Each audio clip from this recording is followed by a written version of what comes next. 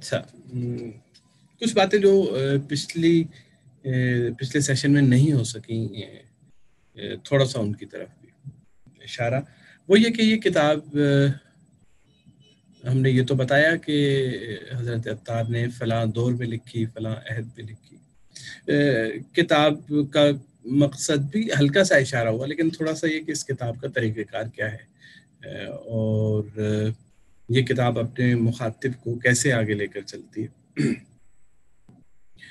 کتاب کا جو انداز ہے وہ یہ کہ بنیادی طور پر ایک بڑی کہانی ہے اور اس کہانی کے اندر چھوٹی چھوٹی کہانیاں ہیں، اور ساتھ ساتھ جو مطالب ہیں، جو صوفیانہ نکات ہیں، اس میں معرفت کی باتیں ہیں، وہ کبھی کہانی کے اندر اور کبھی صرف ایک بات کی صورت میں بیان کر دیتے ہیں، پھر آگے اسی کی وضاحت جو ہے وہ اس کہانی میں کر دیتے ہیں. تو یوں ایک بات کی، پھر اس کے ساتھ ایک چھوٹی سی کہانی سنائی.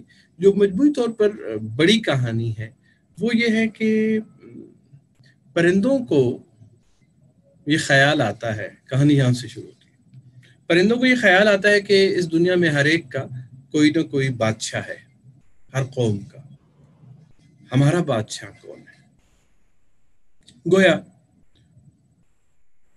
جو بادشاہ لوگوں کو نظر آ رہے ہیں عام دنیا میں، پرندوں کو وہ نظر نہیں آ رہے. اب پرندے کا سمبل بھی بڑا اہم ہے یہاں پر. پرندے وہ ہیں جو زمین سے اوپر پرواز کرتے ہیں، جو ارتھلی ڈیزائرز ہیں ان سے باہر نکلے ہوئے ہیں اور بلندیوں کی طرف جاتے ہیں. پرندوں میں یہ سوال پیش آنا شروع ہو جاتا ہے کہ ہمارا بادشاہ کون ہے، اور اگر ہے تو اس تک کیسے پہنچا جا سکتا ہے. جب تک یہ سوال نہیں آیا اس وقت تک کوئی پرندہ جو ہے اس نے اپنا پورا تعارف کروا کے یہ نہیں کہا، لیکن جیسے یہ سوال آیا تو پرندوں کے بیچ سے ہدہد جو ہے وہ کہتا ہے کہ ہاں مجھے پتا ہے کہ ہمارا بادشاہ کون ہے اور وہ کہاں پر رہتا ہے. اور پھر اس بادشاہ کا تھوڑا سا تعارف کرواتا ہے، پھر وہ بتاتا ہے کہ وہ کوہ قاف میں ہے اور اس کا نام سیمرغ ہے. اب اگر آپ تھوڑا سا اس کو اپنے جو مذہبی ہمارا لٹریچر ہے اس سے جوڑ کے دیکھیں تو آپ کو اندازہ ہو جاتا ہے کہ جیسے قرآن کی آیت ہے نا کہ ہم نے نبی جو ہیں وہ مبعوث کیے جو کہ ان لوگوں میں سے تھے، ان لوگوں میں سے ہی انہی کے بیچ میں. اسی طرح پرندہ ہدہد یا ہپوب بھی انہی پرندوں کے درمیان موجود ہے. اور جب لوگوں نے یہ ضرورت محسوس کی، یعنی دوسرے پرندوں نے، کہ انہیں کسی رہنمائی کی ضرورت ہے تو وہ اس وقت اٹھتا ہے. تھوڑا سا ایک معمولی سا فرق، معمولی نہیں باریک سا فرق جو کہ تصوف کی کتابوں میں آیا ہے وہ یہ کہ انبیاء اور اولیاء کے درمیان جو ایک من جملہ فرق پائے جاتے ہیں ان میں سے ایک یہ بھی ہے کہ انبیاء کی یہ ذمہ داری ہے کہ وہ خدا کا پیغام سب تک پہنچائیں بلا تخصیص ہر صورت میں، لیکن اولیاء کی یہ ذمہ داری نہیں ہے، بلکہ وہ یہ کہتے ہیں کہ جن لوگوں کو طلب اور تشنیع ہے وہ خدا ہے. اسی لیے آپ نے دیکھا بھی ہوگا کہ صوفی لٹریچر میں آپ کو اس طرح کی بہت ساری چیزیں ملتی ہیں کہ کوئی آدمی گیا اور اس نے کہا کہ جی میں اس راستے پہ چلنا چاہتا ہوں، تو انہوں نے قبول نہیں کیا. صوفی لٹریچر میں یہ ملتا ہے کہ اس کے پیچھے جو ایک بڑا فرق ہے نبی اور ولی کی ذمہ داریوں میں، جو ایک اور من جملہ دوسرے فرق ہونے کے ساتھ ساتھ ایک فرق یہ بھی ہے کہ جو ولی ہے اس کی ذمہ داری نہیں ہے کہ وہ سب لوگوں کو یہ پیغام پہنچائے. نبی کی یہ ذمہ داری ہے، لہٰذا اس کا جو آپ یوں کہہ لیں کہ پیغام پہنچانے کا طریقہ اور اصول ہے وہ بھی اسی طرح سے. اب ہدہد جیسے یہ سوال پیش آتا ہے پرندوں کے درمیان کہ ہمارا بادشاہ کہاں پہ ہے، تو ہدہد ایک دم سے بولا، اس نے کہا جی میں ہوں جسے اس بات کا علم ہے. ہدہد کا اگر آپ یا ہپو کا سائز دیکھیں تو بہت چھوٹا پرندہ ہے.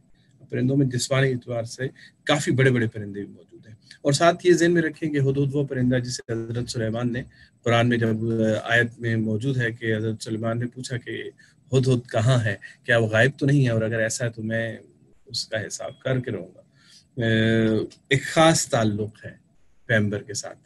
اور اسی طرح دوسری آیت میں جب کہا کہ حضرت سلیمان جو کہ حضرت داؤد کے وارث بنے، تو اور ہم نے انہیں پرندوں کی زبان سکھائی، اور لفظ وہاں پہ استعمال ہوا منطق الطیر، طیر پرندہ ہے اور منطق زبان ہے۔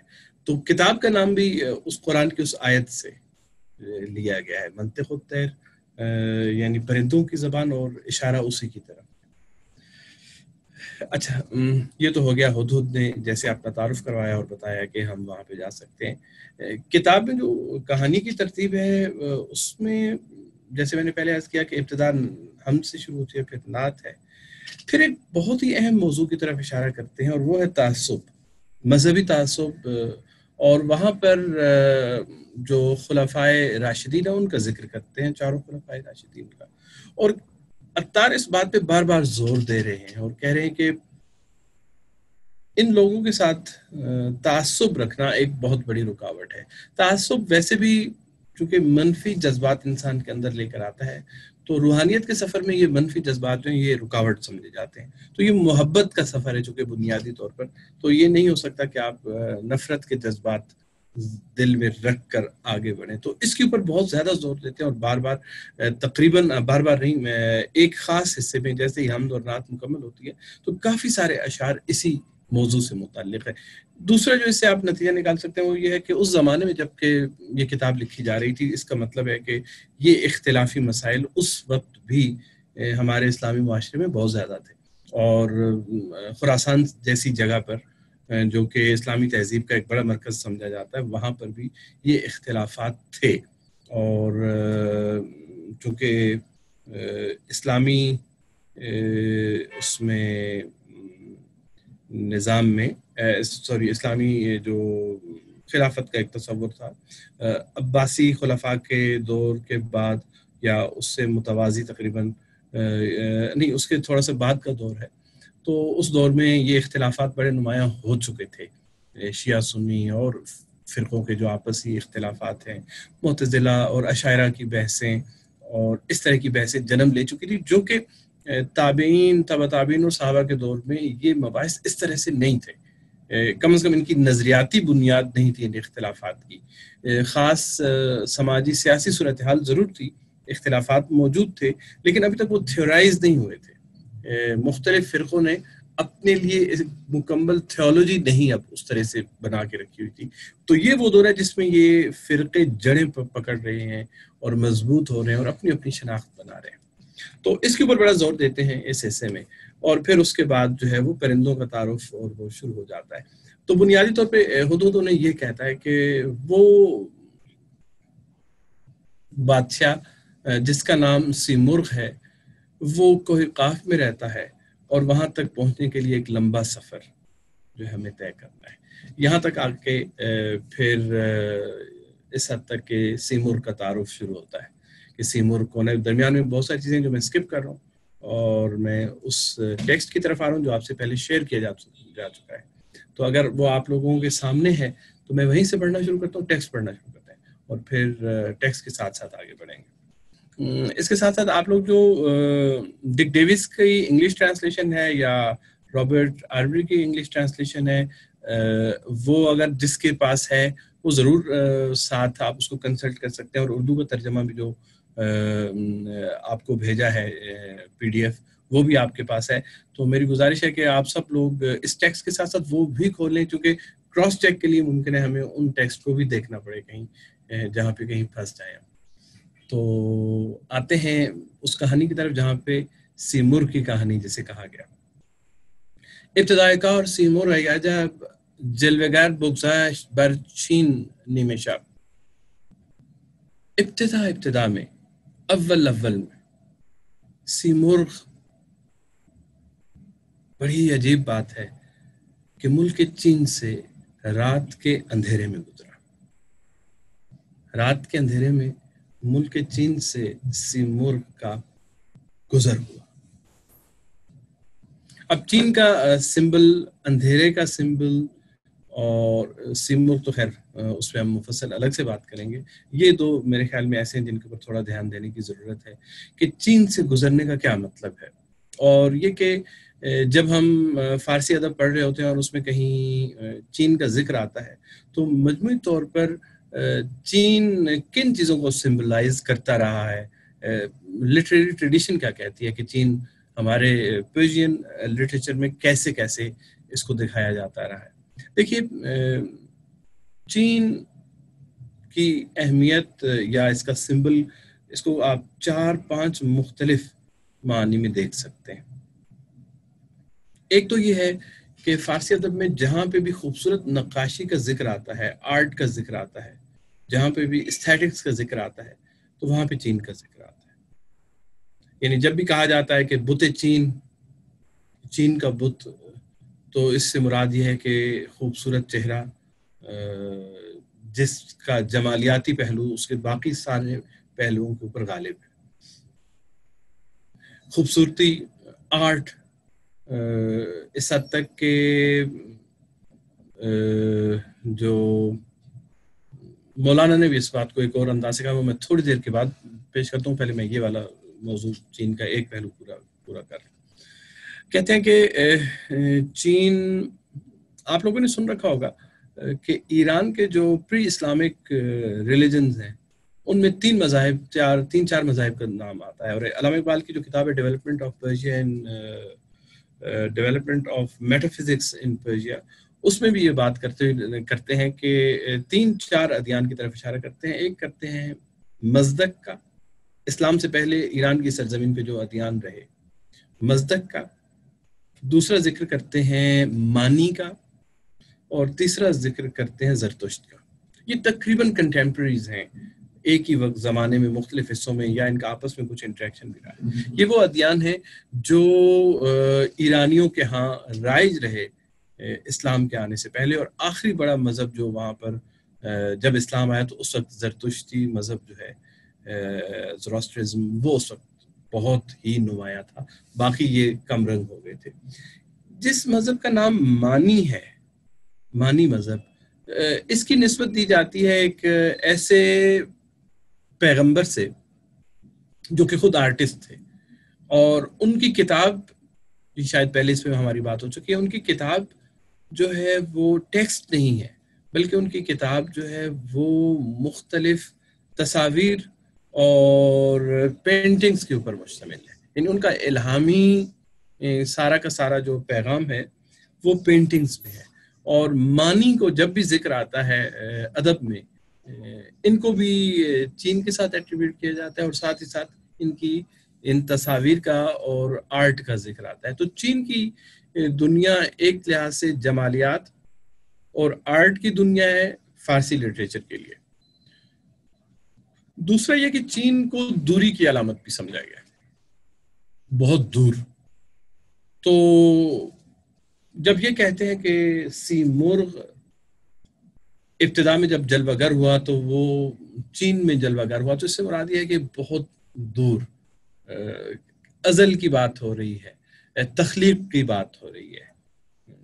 اور تیسرا مطلب چین کا جو ہے وہ ظاہر بھی ہے، ظاہری، بجائے اس کے کہ آپ باطن کے مقابلے میں ایک اندر کی دنیا اور ایک باہر کی دنیا ہے، تو جو چیز کوئی ظہور پذیر ہوتی ہے، جو چیز ظاہر ہوتی ہے، اپنے آپ کو ایکسپریس کرتی ہے، اس کا بھی تعلق چین کا زیادہ تر چیزیں اس سے بھی ایٹریبیوٹ کی گئی ہیں۔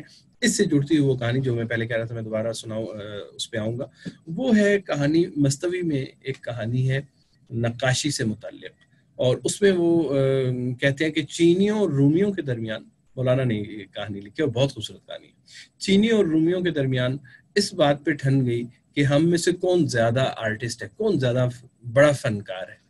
تو ایسا ہوا کہ مقابلہ شروع ہوتا ہے، تو ایک پہاڑ ہے، پہاڑ کے ایک طرف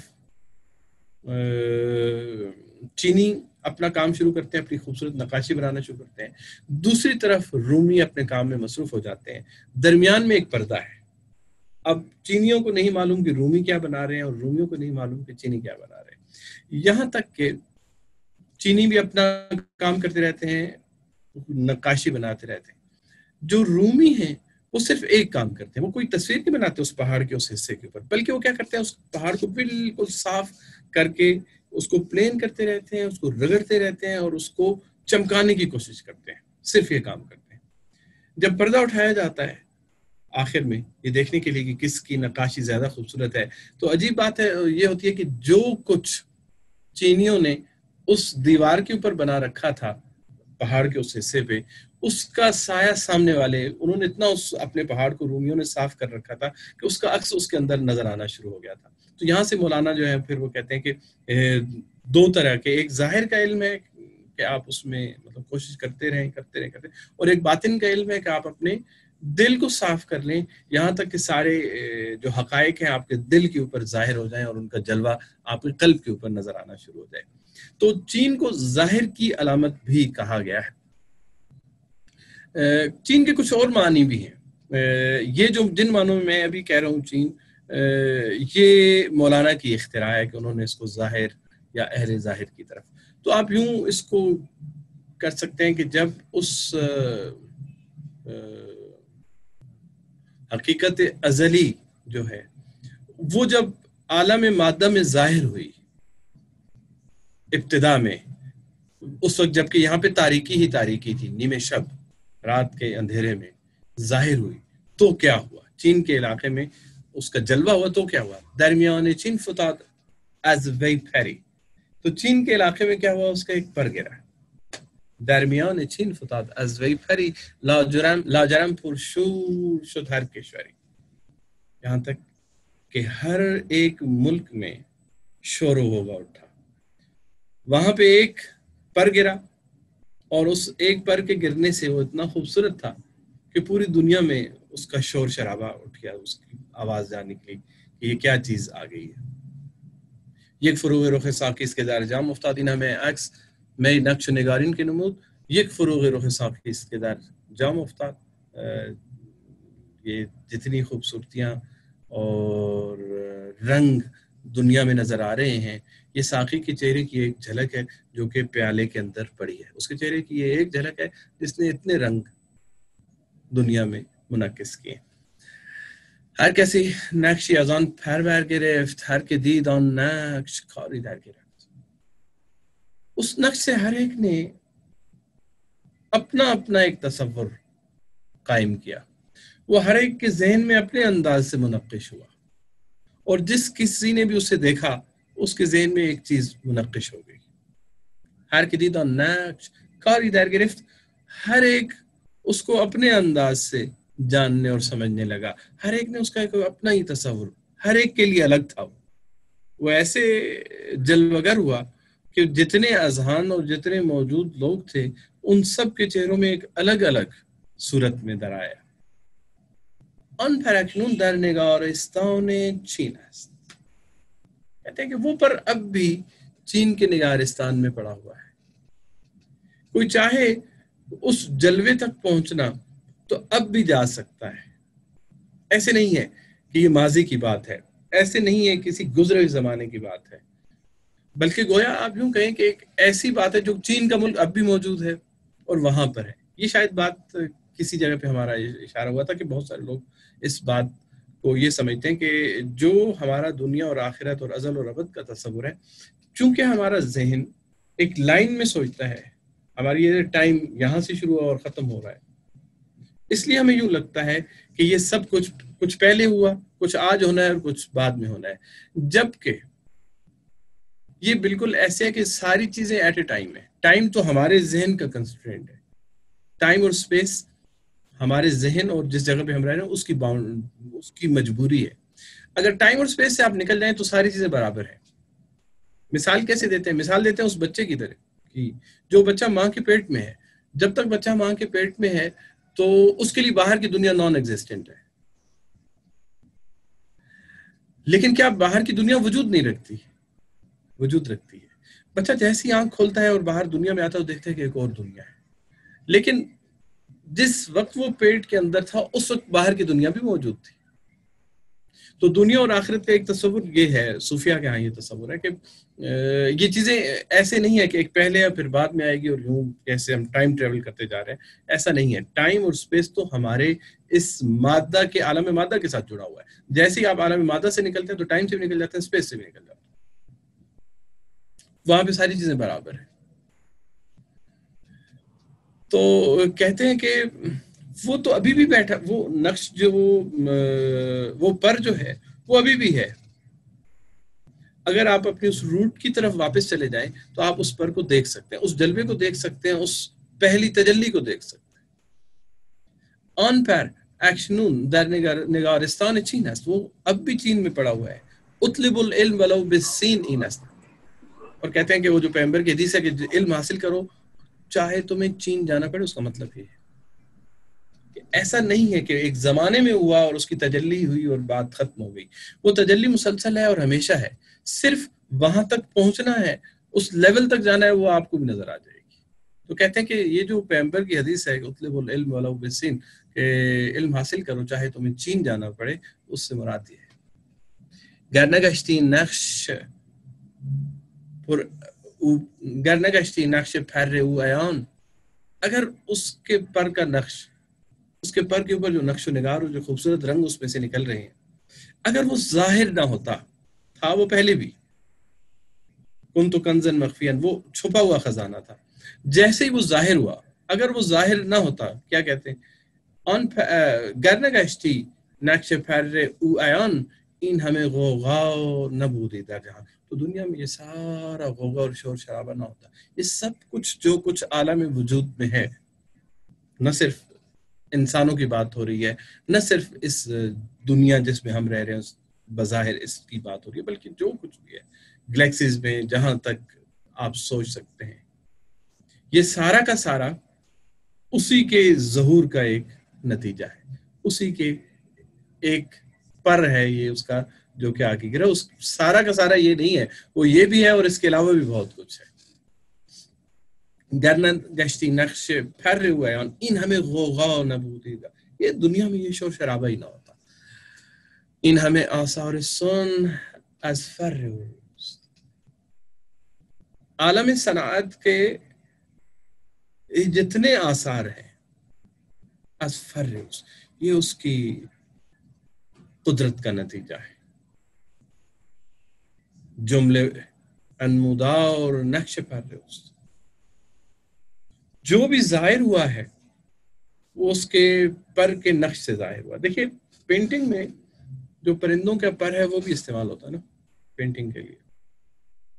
تو کہتے ہیں یہ سارا کا سارا عالم سن کا، یہ جو عالم وجود کا جو بڑا کینوس ہے، اس کے اوپر جتنی تصویریں ہیں، یہ تصویریں اس ایک پر سے بنی ہیں. چون نثر پیداست وصفش را نبون اس لائق بیش از این گفتن سخن.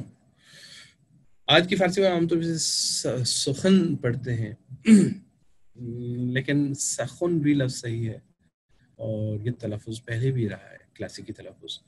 چون نثر پیداست چون نثر پیداست وصفش را نبون، چونکہ اس کی توصیف، اس کا بیان،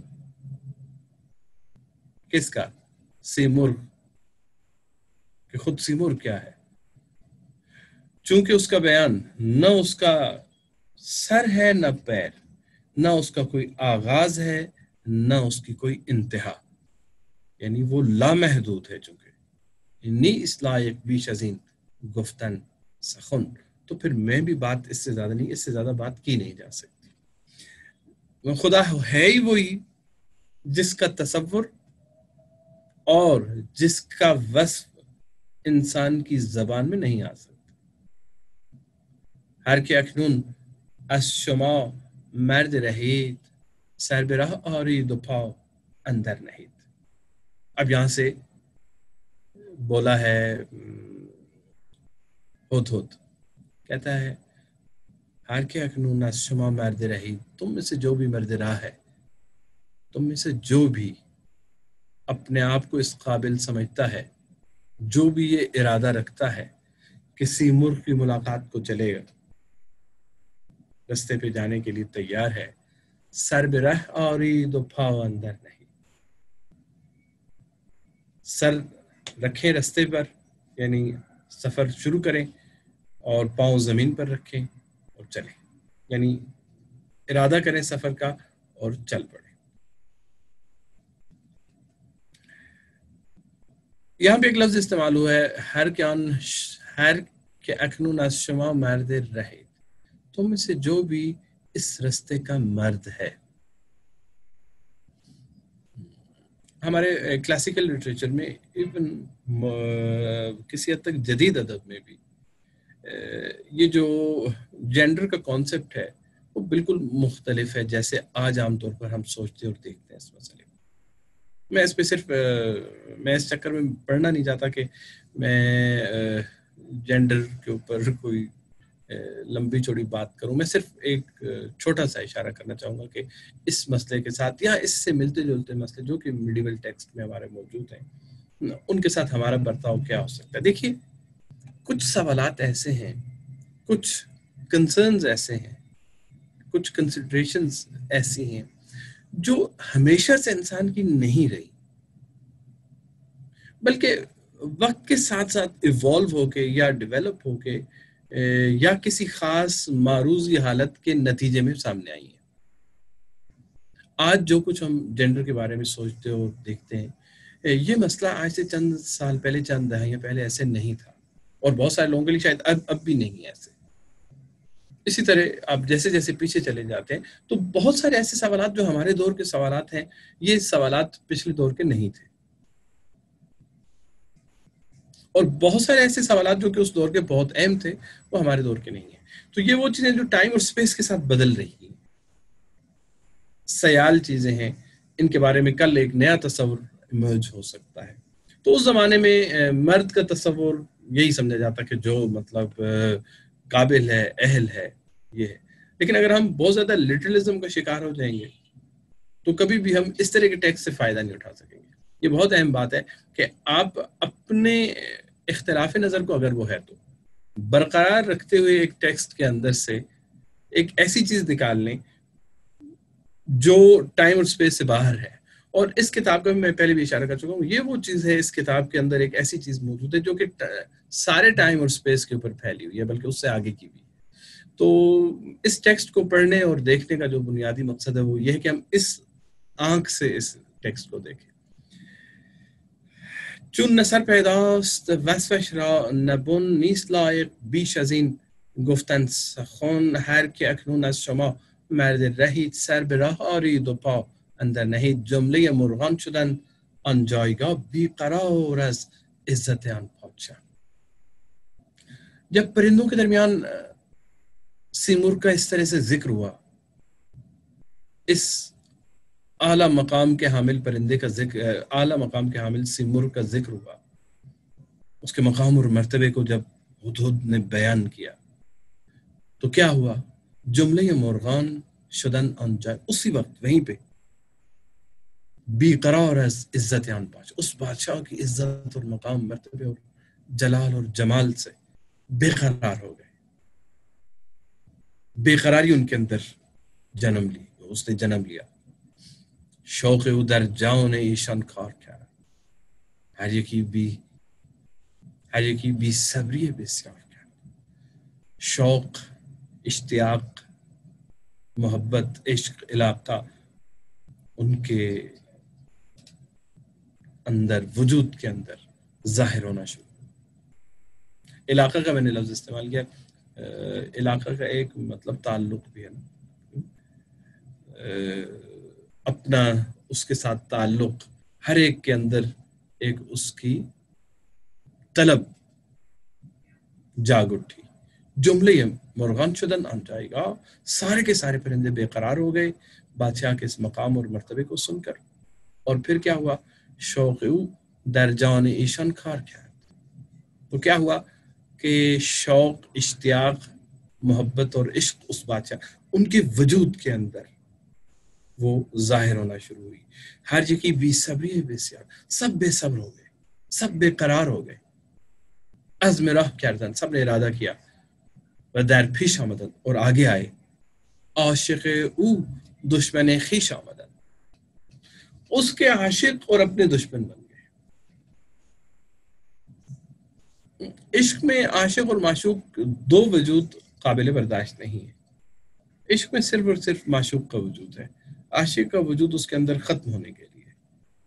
تو جب اس کے عاشق ہوئے تو اپنے دشمن ہو گئے. لیک چون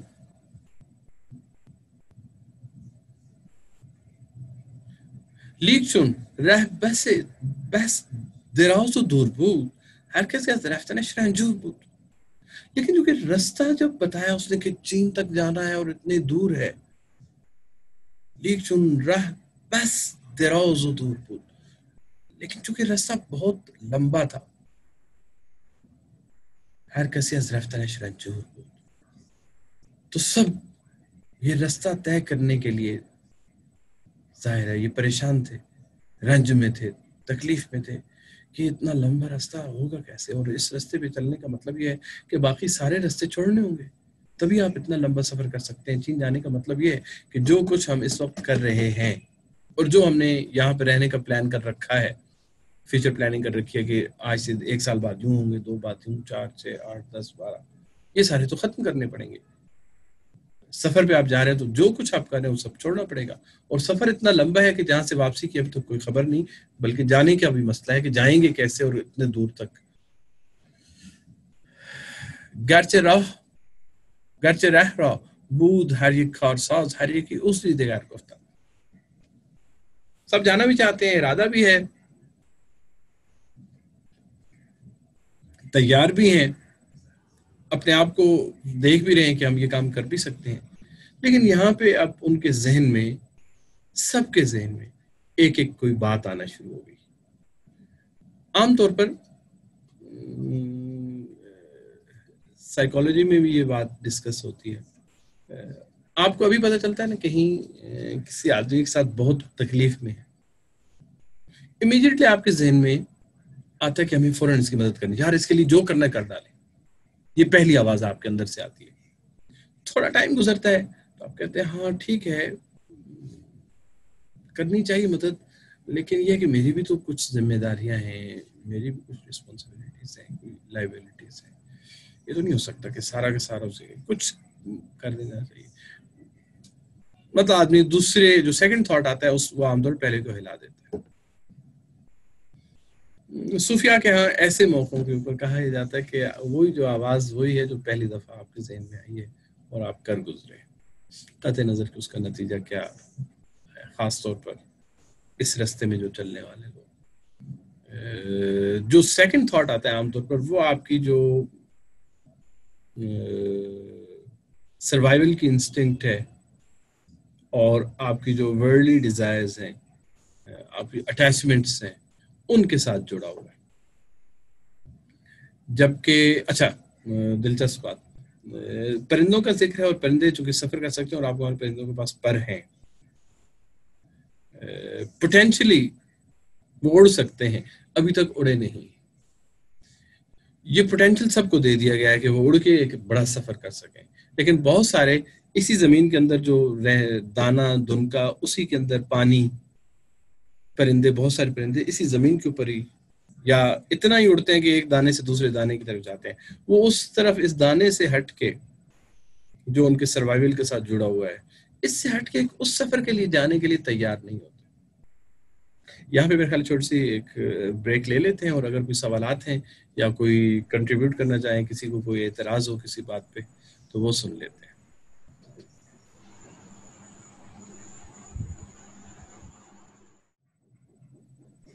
بہت شکریہ. اچھا ایک تھوڑی سی میری تجویز یہ بھی ہے کہ چونکہ ہمارے پاس دوسرے ٹیکسٹ بھی ہیں تو سارا کا سارا بجائے اس کے کہ میں پڑھوں، تھوڑا تھوڑا نا دوست بھی کنٹریبیوٹ کریں. ابھی میری آپ سے گزارش ہے کہ جو ہم نے آپ کو بھیجا ہے لنک، اس پہ جو دوسری کہانی ہے یہ اردو میں آپ میں سے کوئی پڑھ سکتے ہیں؟ پھر ہم فارسی کے پڑھتے ہیں. یہ دوسری کہانی اردو کا جو ٹیکسٹ ہے نا، ایک کتاب جو آپ کو بھیجی ہے اس کے ہوگی پیج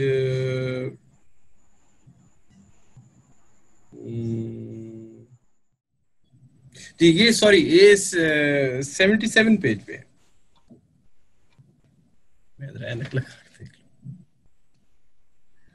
یہ جو پی ڈی ایف ورژن ہے اس کے پیج 77 پہ ہے. ٹھیک. ہدہد کا بلبل کو جواب دینا. جی اس سے آگے، اس سے ایک پیج آگے، تمثیل کی صورت میں حکایت لکھا ہے نا. جی تمثیل کی صورت میں حکایت. جی یہ ذرا پڑھیے پلیز. ایک بادشاہ کی چاند کی طرح خوبصورت بیٹی تھی. ایک جہان اس پر عاشق تھا. اس کی آنکھوں سے ایک فتنہ برپا رہتا تھا کیونکہ اس کی نیم خواب آنکھیں مست اور نشیلی تھیں. اس کے رخسار مشک کافور کی طرح سفید تھے اور اس کی زلفیں کستوری جیسی تھیں. آبدار موتی بھی اس کے لبوں کے پیاسے تھے. اگر اس کا حسن و جمال ذرہ بھی ظاہر ہوتا تو عقل بیچارہ وارفتہ ہو جاتا. اگر شکر اس کے لبوں کا ذائقہ چکھ لیتی تو شرمندگی سے پژمردہ ہو جاتی اور پگھل کر پانی پانی ہو جاتی. اتفاقاً ایک غریب درویش کہیں جا رہا تھا کہ اچانک اس کی نظر اس 14ویں کے چاند پر پڑ گئی. اس غریب کے ہاتھ میں روٹی کا ایک ٹکڑا تھا. ایک نان بائی اسے غریب سمجھ کر روزانہ فی سبیل اللہ ایک روٹی دیا کرتا تھا. جب اس درویش کی نظر اس چاند پر پڑی تو روٹی کا ٹکڑا اس کے ہاتھ سے گر پڑا.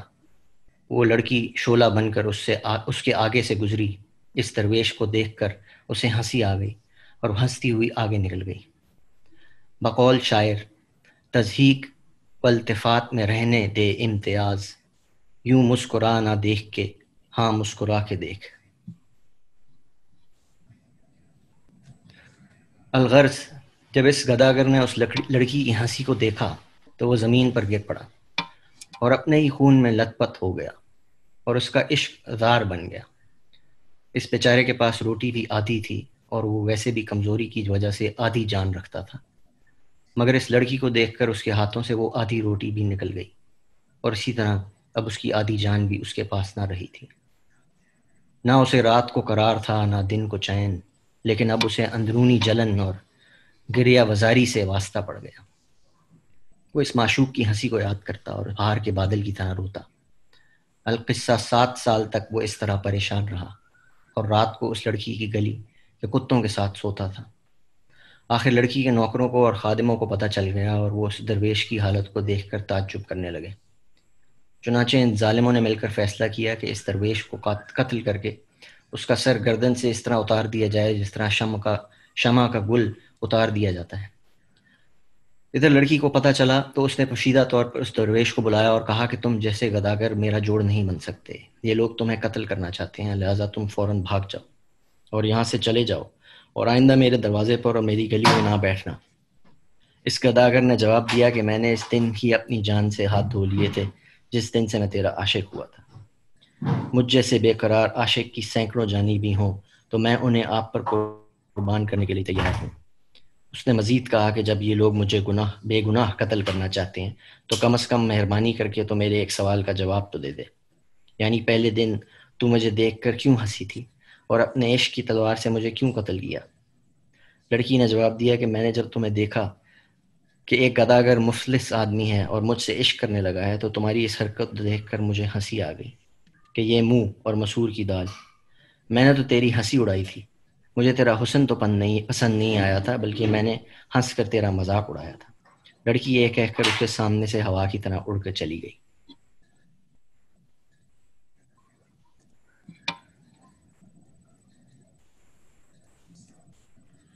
کہانی کی صورت میں جیسا کہ میں نے پہلے بھی عرض کیا تھا،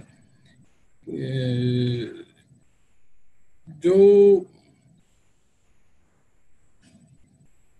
انگلش ٹرانسلیشن کا کوئی پوچھ رہے ہیں، جی انگلش ٹرانسلیشن بھی ہے اور وہ ٹرانسلیشن جو ہے 2 ٹرانسلیشن تو ہم نے ریکمینڈ کی ہیں. اگر دوستوں میں سے کسی ایک آدھ تو میرے خیال ہے شیئر بھی کر دیا ہم نے، تو اگر کوئی دیکھنا چاہے تو اس سے بھی فائدہ اٹھا سکتا ہے. اچھا پچھلی بات میں بولوں میں کیا کہنا تھا. چلے میں کہانی ہی پڑھتا ہوں. شہریاری دختری چون ماہ داشت. سر یہ فارسی میں بھی ذرا بتا دیں کس پیج پہ ہے، تاکہ اب جب آپ فارسی پڑھیں گے تو ہم جی والے فارسی میں ٹیکسٹ جی یہ میرے خیال اسکرین شیئر کر دیتے ہیں تاکہ سب کے سامنے آ جائے. ٹھیک ہے ایسے کر صحیح ہو گیا، اس سے مسئلہ حل ہو جائے گا. جی وہ بھی ہو جائے گا. ویسے میرے پاس فارسی ٹیکسٹ کھلا ہوا ہے، اگر پیج اچھا بتا دیں اس طرح. ہاں اب وہ میرے چونکہ آپ کے پاس کتاب ہے نا، تو میرے جی ہاں پاس جو ورژن ہے وہ اور طرح کا ہے، اس میں ٹھیک پیج نمبر نہیں ہے، وہ آن لائن میں پڑھ رہا ہوں. ٹھیک ہے تو اس وجہ سے شاید مشکل پیش آئے. شهریاری دختری چون ماه داشت عالمی پرعاشق و گمراه داشت. ایک بادشاہ شہریار حاکم دختری چون ماہ داشت، اس کی ایک بیٹی تھی شہزادی جو چاند کی طرح خوبصورت تھی. عالمی پرعاشق و گمراہ داشت، ایک دنیا اس کی دیوانی تھی. فتنه را بیداری پیوست بود، زن که چشم نیم خوابش مست بود. اس کی آنکھیں گویا آنکھوں کو فتنہ بھی کہا گیا ہے محبوب کیا کہ محبوب جب تک سویا ہے تو اس کی آنکھیں بند ہیں، اور جیسے وہ آنکھ کھلتی تو دنیا میں فتنہ بپا کر دیتی. تو اس کی آنکھوں کا کھلنا محبوب کی دنیا میں فتنہ ہے. فتنے را بیداری پیوست.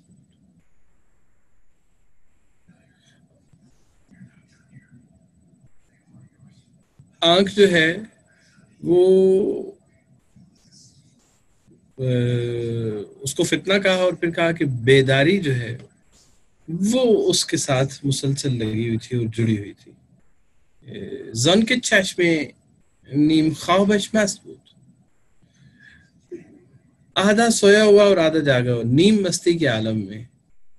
یہ جو نیم خواب نیم بیدار جو حالت ہے، یہ مستی جو ہے یہ مسلسل دنیا میں فتنے کھڑے کر رہی تھی. یہ ساری وہ اس ٹریڈیشن کا حصہ ہے جو محبوب کی آنکھوں کو جن جن چیزوں سے تشبیہ دی گئی یا جو جو اس کے بارے میں کہا گیا ہے، یہ باقی آپ اشعار میں بھی آپ کو اسی طرح سے بہت ملے گا. عارض از کافور و زلف از مشک داشت. عارض کہتے ہیں گال کو، کافور آپ سب کو معلوم ہے سفید رنگ کا ایک مادہ ہے. عارض از کافور، اس کے گال جو ہے وہ کافور کی مانند سفید. بس زلف از مشک داشت، اور زلف مشک کی بنی ہوئی. زلف مشکین اور مشکین دونوں معنوں میں، دونوں تلفظ کے ساتھ دو الگ معنوں میں استعمال ہوتا ہے. ایک خوشبو، مشک جو خوشبو ہے، اور دوسرا سیاہ ہونا. چہرہ چونکہ سفید ہے اور زلف سیاہ ہوتی ہے ہمارے ادب میں کم از کم، تو ان دونوں کو کبھی کبھار دن اور رات کے ساتھ بھی تشبیہ دی جاتی ہے. سورج اور اندھیرے کے ساتھ بھی. چہرہ سورج ہے اور بال جو ہیں وہ اندھیرا اور تاریکی ہے. اسی کو وحدت اور کثرت کے ساتھ بھی تشبیہ دی گئی اسی مفہوم میں. چہرہ وحدت کی علامت ہے اور زلف جو ہے کثرت کی علامت ہے. نفحات صبحدانی ز چه روی دوست دارم چو به روی دوست ماند که برافکند نقابی. نفحات صبحدانی ز چه روی دوست دارم، تمہیں معلوم ہے کہ صبح کا وقت مجھے کیوں پسند ہے. چو به روی دوست ماند که برافکند نقابی، کیونکہ صبح کا وقت میرے دوست کے چہرے کی طرح ہے کہ جیسے اس نے اپنے چہرے سے نقاب ہٹا دیا ہو. تو نفحات صبح جب سورج نکل رہا ہوتا ہے تو ایسے ہے جیسے محبوب اپنا چہرہ دکھا رہا ہے.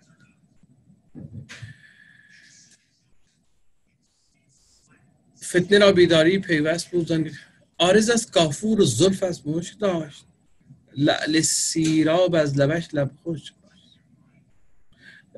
جو پرانی اس زمانے کے لوگوں کا جو مادے کی، عالم مادہ کی فہم اور سمجھ بوجھ تھی، اس میں یہ تھا کہ یہ جو عام پتھر ہے یہی ایک عمر ریاضت کے بعد، اور اس کو پانی ملتا رہتا ہے تو یہ لال میں بدل جاتا ہے، قیمتی پتھر میں تبدیل ہو جاتا ہے، اس کی ٹرانسفارمیشن ہوتی ہے ایک عمر ریاضت کے بعد. تو وہ اس سیراب ہوتا ہے، اس پانی کے ساتھ اپنے آپ کو سیراب کرتا رہتا ہے، تو پھر لاکھوں یا ہزاروں سالوں کے اس عمل کے نتیجے میں وہ لال بن جاتا ہے، موتی بن جاتا ہے.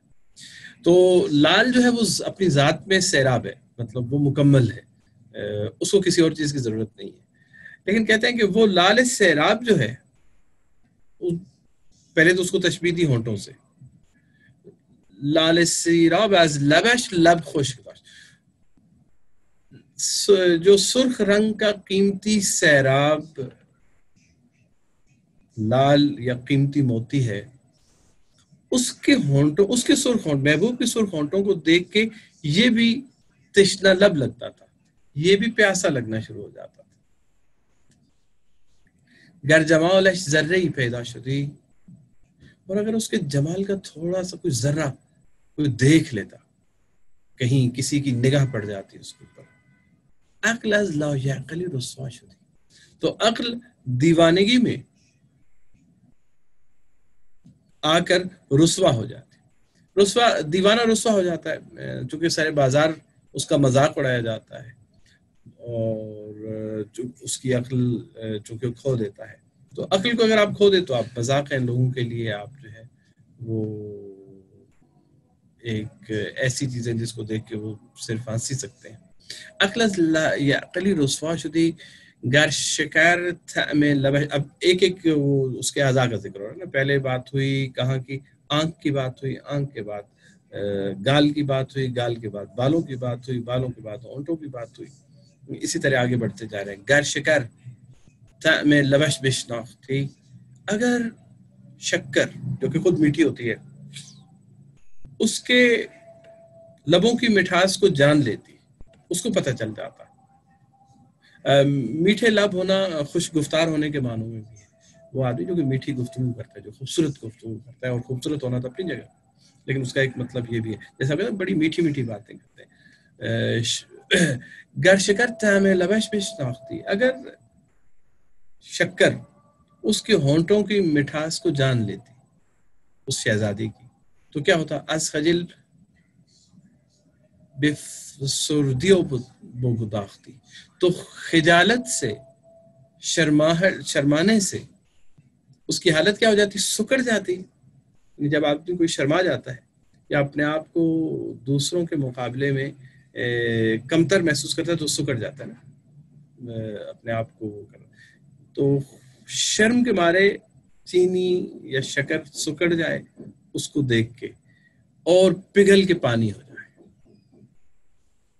شرم میں دونوں حالتیں ہوتی ہیں، پانی بھی ہو جاتا ہے انسان، پانی ہو جاتا ہے، یا یہ کہ وہ سمٹ جاتا ہے. از قضا و میراف درویشی اسیر، اتفاق سے ایک درویش وہاں سے اس کا گزر ہوا.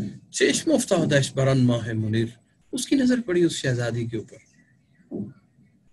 بران ماہ منیر، اس چمکتے چاند کے اوپر، اس نورانی چہرے کے اوپر اس کی نظر پڑی. گردے در دست داشتن بینوا، اس غریب کے پاس، بیچارے کے پاس کیا تھا؟ ایک کوئی آدھی سی کوئی روٹی سی تھی، کوئی روٹی کا ایک ٹکڑا تھا.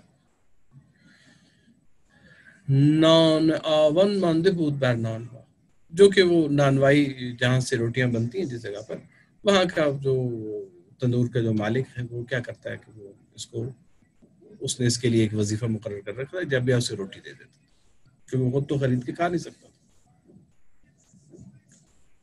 چشم افتادش بران ماه منیر، گرده‌ای در دست داشتن بینوا، نان آون مانده بود بر بینوا. اس بینوا بر نانوا، اس نانوا سے جو ہے اس نے کیا کیا، جو ایک روٹی کا ٹکڑا سا لیا تھا، روٹی سی لی تھی، یہ اس کے ہاتھ میں تھی.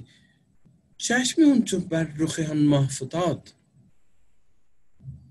جب اس کی آنکھ اس خوبصورت چہرے پر پڑی، گرد از دستش شد و در ره فتاد، تو وہ جو روٹی اس کے ہاتھ میں تھی وہ بھی ہاتھ سے گر گئی. پہلے ہی کیا تھا کہ اس کو دیکھ کے وہ بھی چلا گیا. دختر از پیشش چو آتش برگذشت، شہزادی اس کے پاس سے آگ کی طرح گزری. خوش درو خندید خوش خوش برگذشت، وہ ہنسی اس کے اوپر اور ایسے ہی ہنستے ہوئے مسکراتے ہوئے وہاں سے گزر گئی. آن گدا پس خندے او چون بدید، اس گدا نے جب اس کی ہنسی دیکھی، خیشرا برخاک غیر کے خون دے، تو وہ تو مر ہی گیا، اس کے اپنے آپ کو مٹی میں غرق خون پایا. یعنی وہیں پہ اپنی ایسے لگ رہا تھا اسے کہ جیسے وہ ختم ہو رہا ہے، قربان ہو گیا، اس پہ فدا ہو گیا. نیم نان داشت آن گدا وہ نیم جان، دو ہی تو چیزیں تھیں، نکلتی جان، ادھوری سی جان تھی، اور ایک آدھی روٹی تھی، وہ تو تھا ہی کچھ نہیں. زند و نیمه پاک شد در یک زمان، وہ ایک ہی لمحے میں دونوں سے ہاتھ دھو بیٹھے.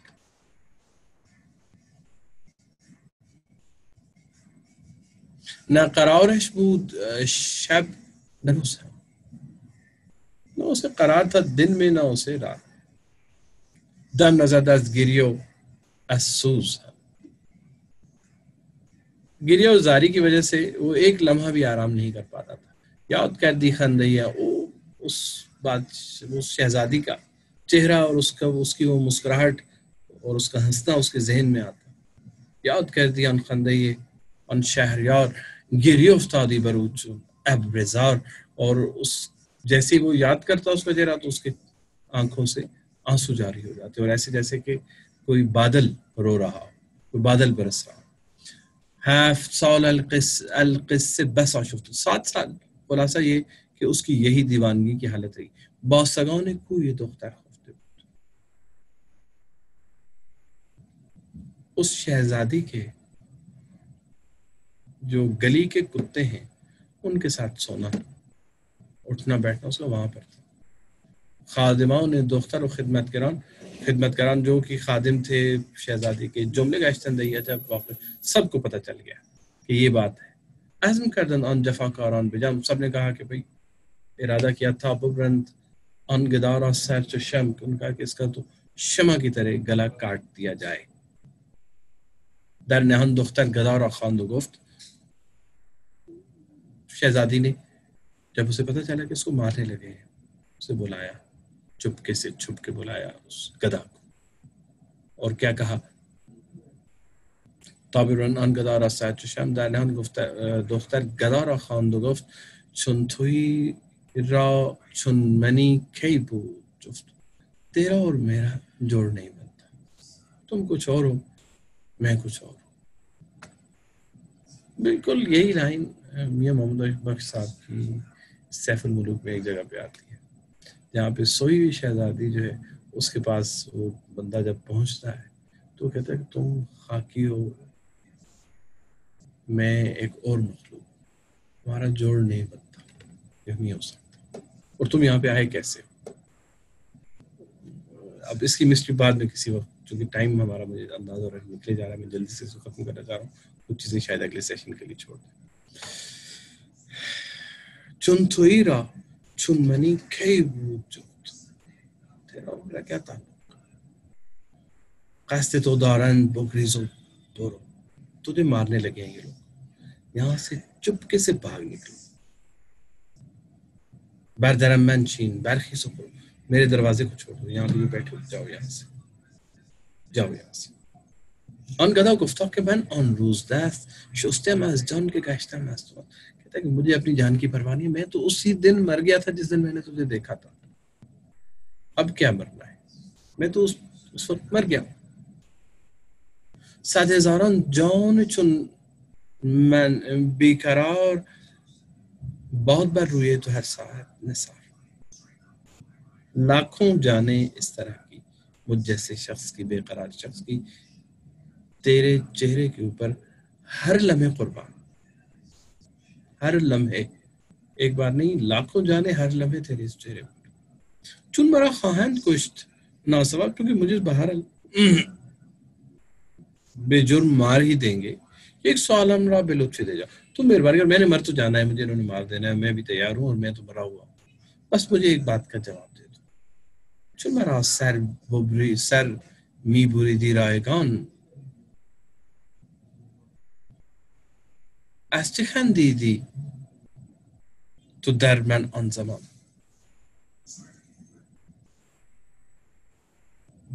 جب تم مجھے دیکھ کے اس طرح سے قتل کر رہی تھی، جب تم نے اپنے ہنسی کیوں تھی تم اس وقت جب میں نے جس لمحے تمہیں دیکھا تھا، گفت چون میدیدمت ای بی ہنر بر تو میخندیدم آن ای بی خبر، چونکہ میں تجھے دیکھ رہا تھا کہ تیرے پاس کچھ نہیں ہے، تو کون ہو تم، بر تو میخندیدم آن ای بی خبر، تو میں اس وجہ سے تیرے اوپر ہنس رہی تھی، بر سر روی تو خندیدن رواست، تیرے سر اور چہرے پر ہنسنا روا ہے،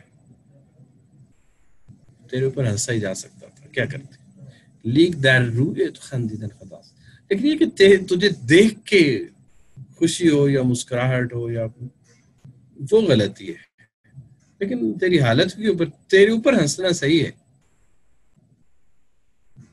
این بگفت و رفت از پیشش جو دود، یہ کہا اور دھوئیں کی طرح وہاں سے غائب ہو گئی اس کے پاس. ہرچ بود اصلاً ہمیں ان ہیچ بود، جو بھی تھا وہاں پہ سب کچھ، وہ اصل میں کچھ بھی نہیں تھا. اب اس کی کچھ وضاحتیں ہیں، کچھ سوالات بھی آپ کے ذہن میں آئے ہوں گے، وہ میرا خیال ہے کہ وہ ٹائم نکل گیا ہے. کوئی شارٹ کامنٹ کوئی ہے، کوئی بات آپ کی طرف سے یا تیمور صاحب کی طرف سے، ورنہ میرا خیال ہے ٹائم تو ہم پورا کر بیٹھے ہیں.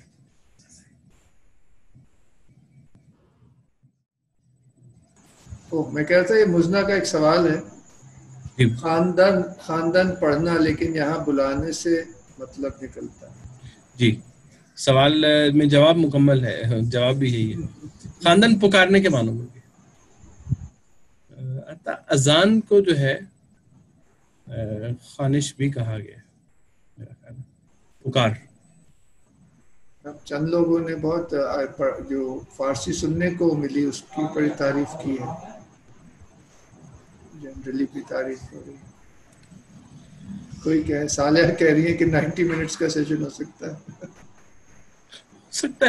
ہو سکتا ہے فی الحال چونکہ ہم نے یہی طے کہ جی ہاں، مگر بہت جلدی گزر گئے 1 گھنٹہ. ہاں جلدی گزر جاتا ہے. مجھے بھی یہ ہے، عام طور پہ ہمارا جو اٹینشن سپین ہے وہ عام آدمی کا تو کہتے ہیں چند منٹ.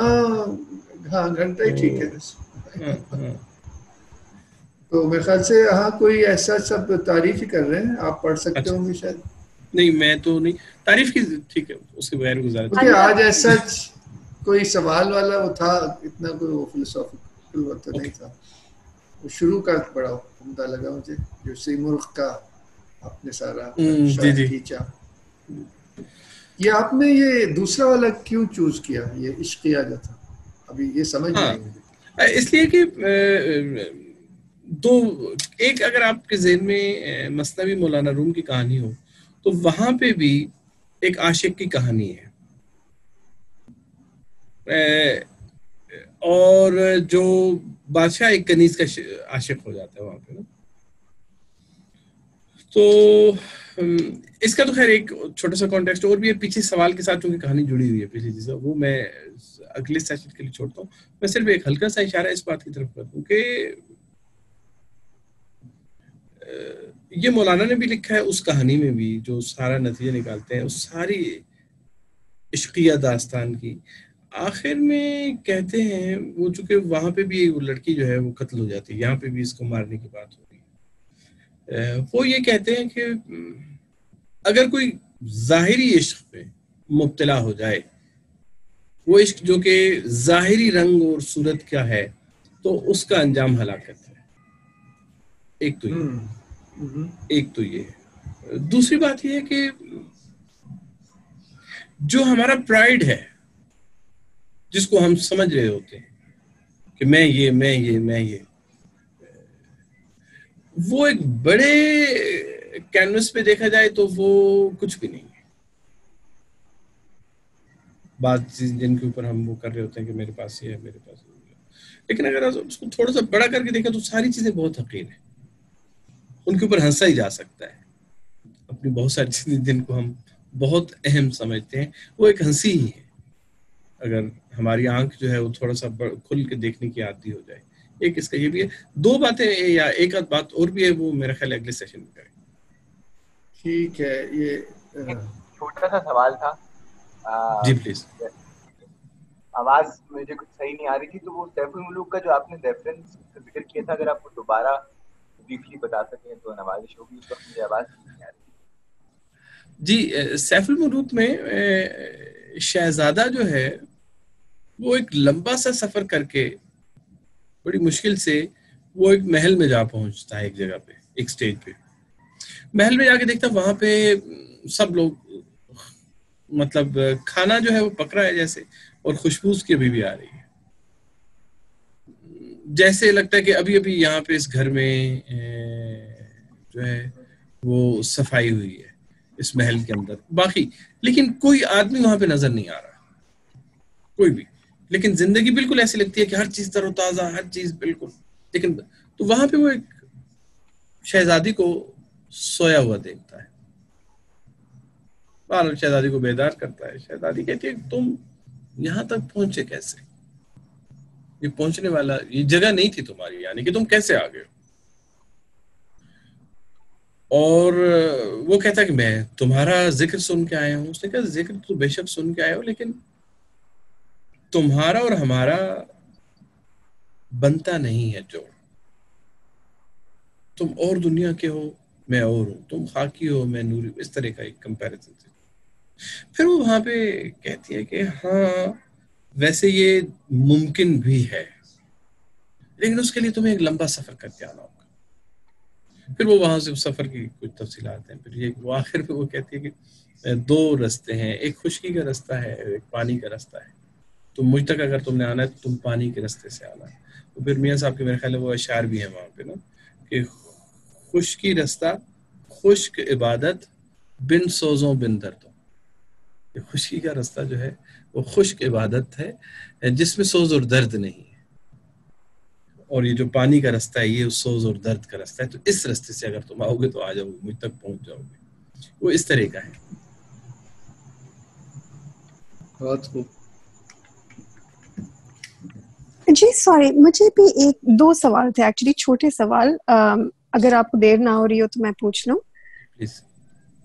جی, تو میرا پہلا سوال تھا کہ جو آپ نے مولانا رومی کے بارے میں بھی مثنوی کی جو کہانی ہے کنیز اور بادشاہ کی, اور منطق طیر میں بھی جو کہانی ہے نا, ایک دفعہ میں کسی سے بات کری تھی اس کے بارے میں, تو اپیرنٹلی وہ جو یہ دونوں جو ایٹ لیسٹ مولانا کی جو کہانی ہے ان کو ان نے کوریلیٹ کیا جیسے اسلام میں جیسے حضرت موسیٰ اور خضر he was saying, تو اس کا بالکل اگر آپ کہانی کا کور نکالو تو it actually comes down to ان کی جو کہانی ہے, the moral of the story there. تو یہ اس طرح کنیکٹڈ ہیں. اینڈ آئی تھنک مولانا روم اور عطار دونوں کی کہانیوں میں بیک گراؤنڈ انڈر پننگ جو انڈر لائن فاؤنڈیشن ہوتا ہے ان کی کہانیوں کا, وہ ہمیشہ اگر اس کو کھینچو تو وہ قرآن شریف کی کہانیوں میں کہیں نہ کہیں جھلکتا ہے.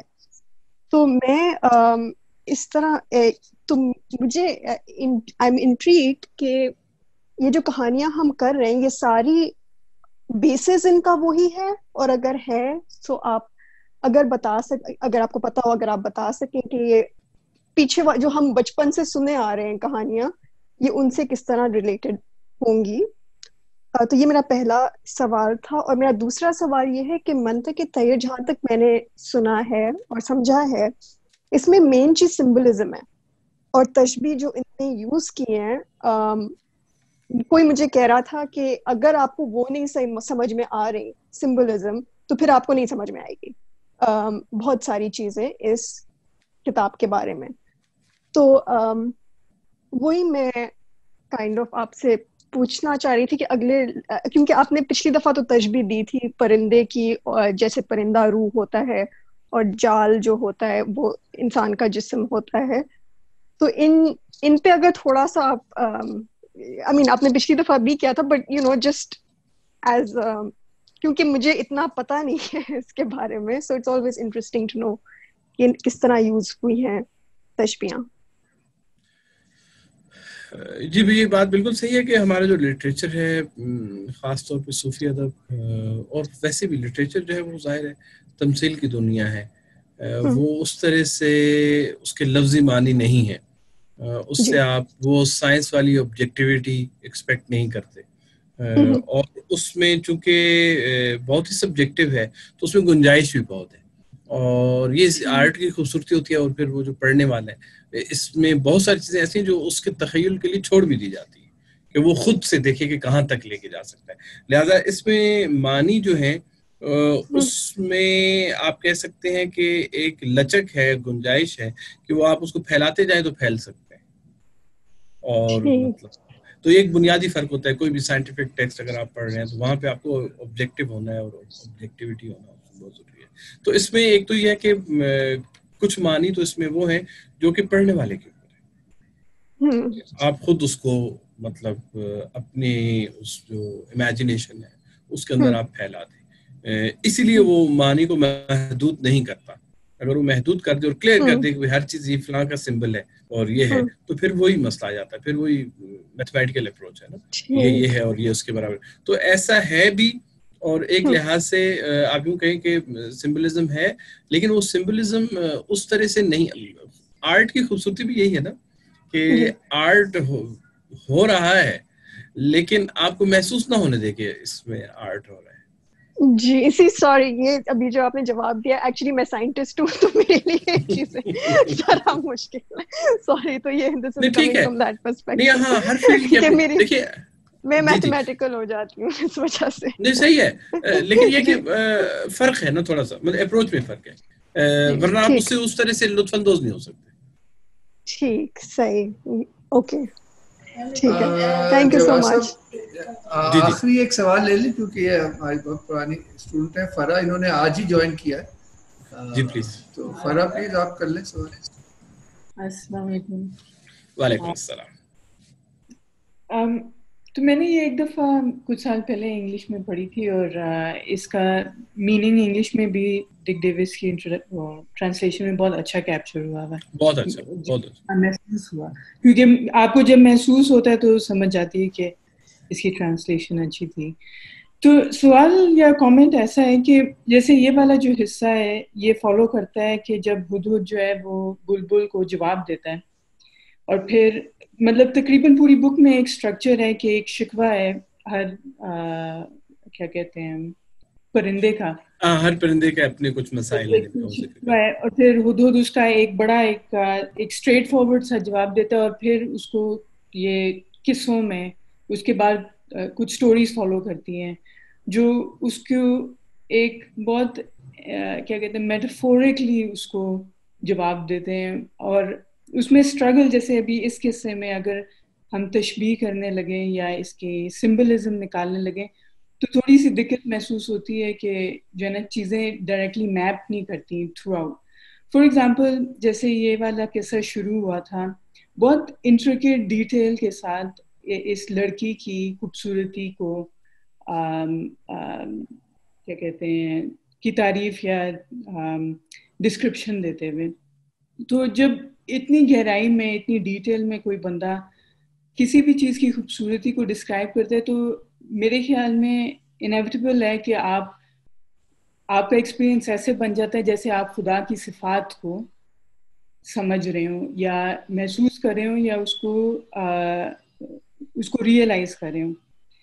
اور اس خوبصورتی سے جو اس انسان کو جو ایک بہت ایک عاشقانہ یا ایک بڑا ایک کیا کہتے ہیں ہلوسینیٹری پیار ہوتا ہے, تو مجھے اس کو ایسے ہی سمجھ آیا کہ جو ہے ایک طرح سے وہ آپ کو سکھا رہا ہے یا اس پوئٹری کو پڑھتے ہوئے آپ سیکھ رہے ہو کہ آپ روزمرہ کی زندگی میں تفکیر میں کیسے یا تفکیر کا رول کتنا امپورٹنٹ بن جاتا ہے کہ چیز کو گہرائی میں جا کے دیکھنا اور اس کو اس کی डिटेल्स को निकालना, at the end of the day वही जिंदगी का मतलब इस जर्नी का काम, मतलब इस जर्नी में आपका काम यही है कि खुदा की पहचान, एक्नॉलेजमेंट।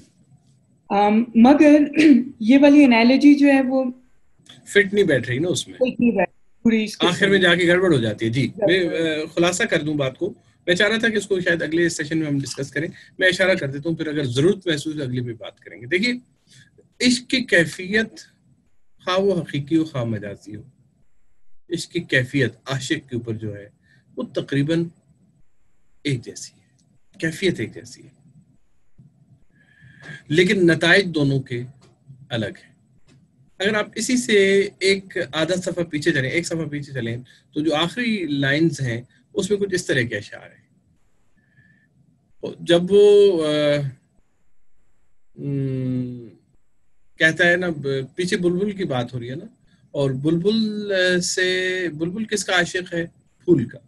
तो वो कहते हैं ठीक है मैंने उधर जाना तो है, तुम कह रहे हो बुलबुल कह रहा है कि सिमुर की तरफ, लेकिन ये फूल देखो, इसकी खूबसूरती देखो, इसको ये देखो, इसको कैसे छोड़ा जाए, इस तरह की बात हो रही है। तो वहां पे हुदूद उसे एक जवाब देता है, कहता है कि हुदूदाश गुफ्त ऐ बिसूरत मांदबाज, हुदूद कहता है कि ऐ वो शख्स जो कि सूरत के ऊपर रह गए, जो कि रूह तक अभी नहीं उतरे। तुम्हें फूल खूबसूरत लग रहा है, वो खूबसूरत है, लेकिन तुम सूरत के ऊपर हो। ऐ बिसूरत मांदबाज बीश हसीन दरेश खरनाही मनास, इससे ज्यादा तुम अपने इसके ऊपर नाज न करो, नाज न करो। इश्क रूए गुल बसी खारत नहाद, खार गरशुद बरतो वो खारत नहाद। इस फूल के इश्क में बहुत सारे कांटे भी तुम्हें मिलेंगे।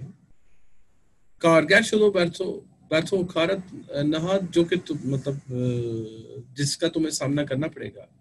गुल अगरचे हैस, यहाँ पे जवाब शुरू, गुल अगरचे हैस साहिब जमाल, गुल अगरचे हैस बस साहिब जमाल, अगरचे फूल बहुत खूबसूरत है, हुस्न दर हफ्ते ही गिरत ज़बान, लेकिन उसका हुस्न एक हफ्ते के अंदर खत्म हो जाता है। इश्क चीज़ी खन ज़वाल आरत पदीद, ऐसी चीज का इश्क जिसको ज़वाल हो, कामिलान रा अनमलाल आरत पदीद, तो जो कामिल है वो आखिर में उससे क्या है, उनको मलाल ही हासिल होता है कि जिस चीज के लिए आपने सब कुछ कर रखा था वो खुद चीज ही इतनी नापायदार थी कि आपकी वो सारा का सारा इश्क जो है, वो सारी की सारी जहमत, सारी की सारी आप उस पता चलता है कि अगर दूसरी तरफ आप कुरान के साथ जोड़े तो हजरत इब्राहिम जो कहते हैं सितारे को देखा तो कहा कि ये मेरा रब है, फिर ये ज़वाल होगा तो उन्होंने कहा कि ये तो नहीं हो सकता।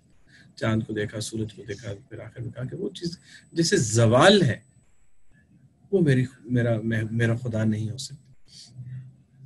आशिक़ी चीज़ी कन ज़वाल आरत पदीद, कामिलान रा अनमलाल आरत पदीद, खंदे ये गुल गरचे दर खारत के, क्योंकि फूल की मुस्कुराहट, उसका खिलना बहुत खूबसूरत है। रोज़ शब दर नाले ये ज़ारत के। अच्छा मजे की बात है, सराइकी में अगर आप में से जो लोग जानते हैं, सराइकी में मुस्कुराने को खिलना भी कहते हैं ना, तो फूल का ये जो खिलना है ये मुस्कुराना भी है, ये शायरी में बहुत इस्तेमाल हुआ है। रोज़ शब दर नाले ये ज़ारत के, तो फिर तुम क्या उसके बाद तुम्हें दिन रात तुमने चूंकि हफ्ता भर उसका हुस्न है, फिर क्या करोगे? दर गुजर अज गुल के, गुल हर नो बहार बर तुम खंदत न दर तो शाद। यहाँ से ये इस लाइन में बात खत्म कर देते हैं। गुजर जाओ इस फूल से जिसके तुम आशिक हुए हो। ये फूल तुम इसको देख के, ये जो उसकी मुस्कुराहट देखते हो फूल की, ये उसकी खूबसूरती की मुस्कुराहट नहीं, वो तुम्हारे ऊपर हंस रहा है कि तुम किस चीज के पीछे रहे हो, किस नापायदार चीज के इश्क में मुब्तला हो रहे हो। बहुत शुक्रिया हमदानी साहब। अगली दफा के लिए जरा बता दीजिएगा। एक सैफुल मलूक का हवाला ज़हन में आ रहा था, आपने जो हवाला दिया है सैफुल मलूक का और मंतकुल तैर के आखिर में जो आपने, असल में ये डिटैचमेंट की तरफ हमें ये उसका इशारा है, detachment from the worldly things, या जो चीज़ आंख देखती है, यानी कि बसारत नहीं बसीरत है, यानी कि आंख, ज़ाहिरी आंख की बजाय दिल की आंख को खोल के देखने की बात اس میں مجھے لگ رہا ہے کہ کر رہے ہیں. تو جو آپ نے سیف الملوک کا حوالہ دیا تو میں اس میں سے دیکھ رہی تھی، تو ایک دو شعر بڑے مجھے ٹو دا پوائنٹ لگے آج کے ٹاپک. اگر آپ کی اجازت ہو تو سنا سکتی ہوں. پلیز. کلر شور زمین نکاری آہیں وانگ خراباں، ایک بھیکڑ پال نہ سکدی لائق قد گلاباں، ناز نیاز تے سفر عشق دا ایس قصے وچ آیا، سفر العشق محمد بخشا نام دلیلوں پایا، اس باغے دے سیر تو سانو جم جم صدا سخاون، دیہو دعا اسانو دلبر خوش ہو مکھ وخاون. یعنی کہ جس کا نظارہ دیکھ رہے ہیں آپ اس کا اصلی چہرہ دیکھنے کی خواہش رکھیں دل میں. یعنی اللہ تعالیٰ کا جو آپ مظہر دیکھ رہے ہیں تو جان باغوں پھل چن چن سنگھو کلغی ہار بناؤ، جس لایا اے باغ اونوں بھی یاد دلوں فرماؤ. Thank you. بہت شکریہ. زبردست. آپ اجازت چاہیں؟ کافی میرا خیال بہت ہی اچھا رہا، یہ ڈسکشن بھی اچھا رہا. میرے خیال سے اس طرح انفارمل ہو بھی سکتا ہے نا. بالکل. جو ٹھہرنا چاہے ٹھہر جائے، جانا چاہے چلا جائے. ایسا ہی کچھ ترتیب بن رہی. ٹھیک. چلیے بہت بہت شکریہ تمام حاضرین کا اور خصوصاً آپ کا جواز صاحب. جزاک اللہ. بہت شکریہ. اللہ اللہ حافظ.